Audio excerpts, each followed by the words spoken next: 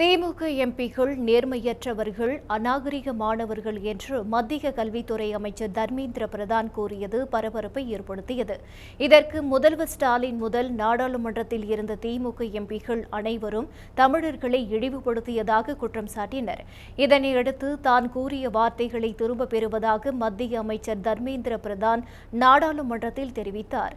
இதோடு நிற்காமல் தொடர்ந்து இதை ஒரு தமிழகத்தின் பிரச்சினை என்பது போல் திமுக எம்பிக்கள் நாடாளுமன்ற வளாகத்தில் போராட்டம் நடத்தினர். இதில் கனிமொழியிடம் மன்னிப்பு கேட்க வேண்டும் என்று மதிமுகவின் ராஜ்யசபா எம்பி வைகோ குரல் எழுப்பியது சலசலப்பை ஏற்படுத்தியது. இதற்கெல்லாம் பதிலடி கொடுக்கும் வகையில் திமுகவினரை நேர்மையற்றவர்கள் என்று மத்திய அமைச்சர் சொன்ன வார்த்தைகளை திரும்பப் பெற வைக்க போராட்டம் செய்த திமுக எம்பிக்கள் தமிழை காட்டும் இராண்டி மொழி என்று சொன்ன ஈவே ராமசாமியின் புகைப்படத்தை மாலை போட்டு வணங்குவது ஏன் என்று கேள்வி எழுப்பினர்.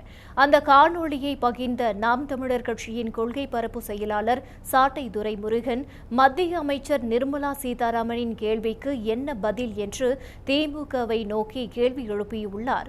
ஏற்கனவே நாம் தமிழர் கட்சியின் தலைமை ஒருங்கிணைப்பாளர் சீமானை பாஜக மாநில தலைவர் அண்ணாமலை சந்தித்தது சலசலப்பை ஏற்படுத்தியுள்ள நிலையில் தற்போது பாஜக அமைச்சரின் பேச்சை பகிர்ந்து திமுகவை நோக்கி நாதக நிர்வாகி கேள்வியை எழுப்பியுள்ளார்.